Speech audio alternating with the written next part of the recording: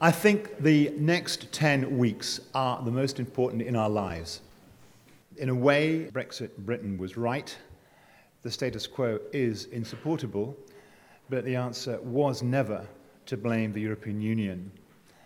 The issues that caused so many people to vote to leave the European Union were firmly minted in the UK. We can change them. My grandparents failed to stop the rise of a regime based on dividing human beings into classes of different values. I do not want to repeat their mistakes. People no longer believed that politicians looked after their best interests. Indeed, we are not all in this together. Brexit is a symptom of a simmering and long-held discontent and anger amongst our deindustrialised, left-behind communities that disproportionately are here in the north of England. Westminster has not cared about those places, and they voted Brexit because they were told this was a way to shake things up. If we solve Brexit, and I hope we will, if we don't, before or at the same time or during, solve the north-south divide, solve the distribution of power within our islands, then we are still going to have the same problems that bit us back in the referendum. We have got to solve the underlying problem of people feeling powerless and not listened to. One of the ironies of the situation, which other speakers have already commented on, has been that the places that will actually suffer most from Brexit are the places that voted so strongly to actually come out of the EU. And there's lots of complex reasons for that. And look at Scotland, look at Wales, look at Northern Ireland, look at London. They all voted overwhelmingly pro. If you are certain and comfortable about having power more locally, then you are more comfortable with Brussels. It's London that's the problem. And I would have to...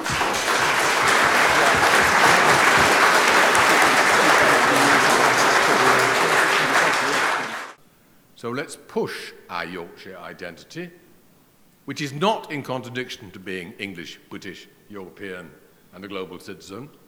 And let's also, as we begin to explore our roots further, remind us that most of us have multiple identities. My key message in these next few minutes, echoing what's already been said, is that the North really does need a very, very strong voice in what's going on at the moment, which we don't have. And we do have very clear, strong, distinct interests within the North. There was a level where there was a perception of, if we use this vote to kick back, we will be heard, and then somebody will have to do something.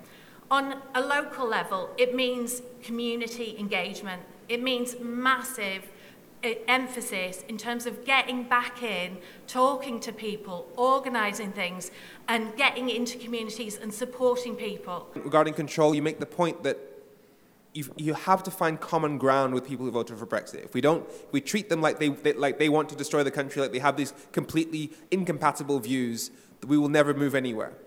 And we know that the EU has done more to invest in left-behind regions than Westminster governments for 30 years or more. But people don't understand that. One of the interesting things in Brussels is that I think that actually the EU institutions post the referendum have been far more responsive in some ways to the concerns of the Leave voters on Teesside than our government has been in Westminster. In the last 2 years, we've seen 4 or 5 big pieces of legislation come through the European Parliament that myself and Julie and our colleagues have voted on. And that is a response to the Brexit vote in this region. Politicians in Europe recognised that there had to be a social dimension to the European Union. When we get another referendum, we need our own surge of support for the European ideal. We need our own version of take back control. We need to make people feel as emotional about staying in the European Union as the die-hard leavers felt about leaving it. I think we need to win this vote convincingly, and I think we need to win by offering voters a positive programme of change. Because you know what it's like. If you were buying a car and you went to a salesman and said, well, I've got a car, but it's not a very good car. The battery's flat, there's a flat tyre, a steering wheel wobbles. What are you going to do? Are you going to buy that car? No. So if you hear a politician telling you about this is wrong with the European Union, that's wrong with the European Union, or even starting a speech off with, I am a Europe skeptic, do you think the electorate is then going to suddenly lunge forward and start supporting the European Union? No. What we have to do is have the leadership, the leaders, and the vision to explain precisely what it is about the European Union that matters to us and the reasons why we want to be in the European Union. Let me make clear, I am a lifelong European, professionally as a lawyer, politically, and most importantly, emotionally. I'm one of those awkward people that insist we do want an ever closer union amongst the peoples of Europe, and that means you and I. If anybody wants to know why it matters being part of the EU, they should just go on YouTube and spend a minute or two looking at footage of Europe in 1945, look for a minute or two at footage of the United Kingdom in the 1970s, and they will understand what a wonderfully transformative and positive effect the EU has had on the whole of Europe, including us, how beneficial it's been for the UK. We also have to communicate to people like how the EU benefits their lives on a daily basis, the things that we will lose because of Brexit. We've got to make them care about all these things that Brexit, all the damage that Brexit's going to cause to their lives. We've got to make them care about it. That's how we get people involved with our campaign. EU citizens make up 5% of the population, yet they make up 10% of our doctors. So rather than EU immigration being something that threatens the country, it's literally keeping us alive. So the point is we need to change the narrative regarding immigration, because right now, citizens from other EU countries are a net benefit to our economy. Whether we like it or not, we are a group of small and medium-sized countries that are highly interdependent. Economically, environmentally, in all kinds of ways. We have to come together to solve common problems that cannot be solved alone. What I believe we need to do is reclaim that fellowship and that friendship and work with the other EU 27 to recreate that bond and remind ourselves of what Europe is really about. A coming together of nations to work out our problems together. I want to encourage all of us to talk in really inspiring language about Europe. It's a fantastic, noble project.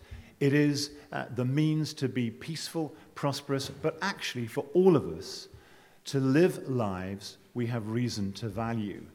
Join us in an inspiring mission to reinvent our country, and in the process, reinvent our Europe and break out of this terrible vortex in which we are locked. Indulge me for a minute, my lords. It is as though I have 3 elderly and extremely nervous aunts of whom I'm very fond. I decide to give them a treat and ask them to discuss what they would like to do. They have a discussion and arrive at a democratic solution, which is that they would like to go to the cinema tomorrow. I look in the local paper and discover that the only films on offer are Reservoir Dogs and the Texas Chainsaw Massacre. What am I going to say to my highly nervous, indeed squeamish, but much-loved aunts? You must stick with your democratic decision. Or do I say, now you know what's on offer, what do you think? The 2016 referendum had a profound injustice embodied in it, which was that those 3 constituencies of people, the young 16 and 17-year-olds, the EU citizens, fellow citizens from other parts of the EU, we're still part of the EU, and our own expats living abroad, were denied a voice. That is a profound injustice. They have a material interest in the outcome of such a referendum, and they should be given a say.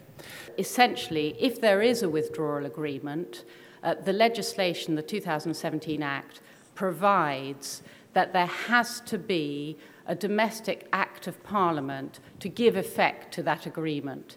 Now, that act can easily be amended to provide for a referendum in order for it to come into force. Mike, you are Labour for People's Vote.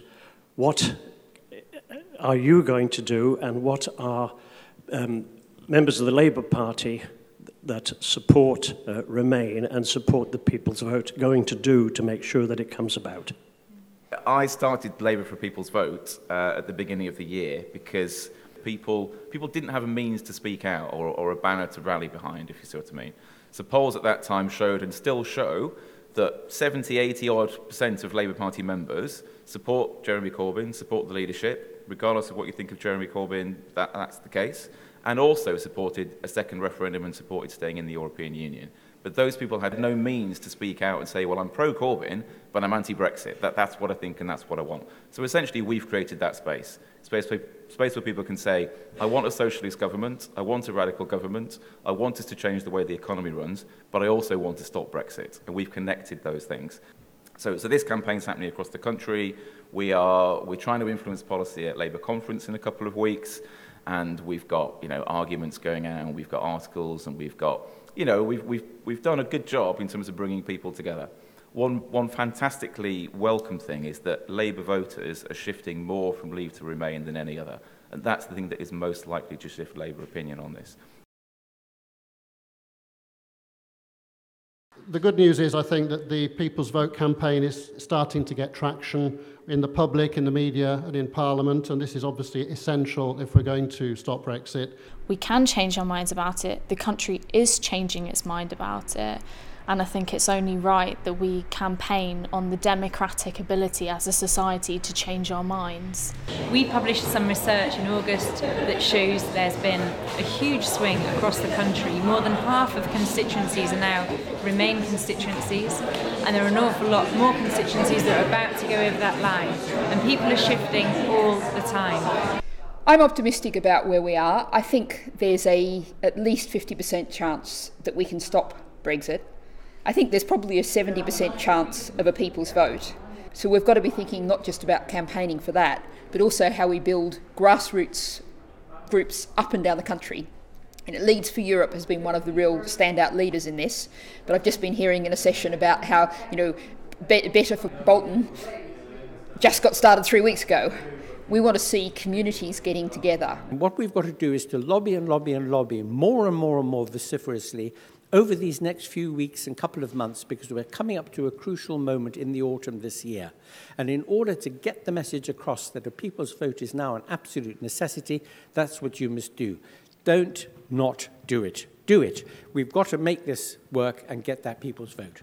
I want to make common cause with my fellow Europeans in shaping the 21st century, its risks, exploiting its opportunities, and making my own country greater thereby. We must have a second people's vote. We must win it. When we've won it, we must build a Britain of which we're proud and never run this risk again. Thank you very much.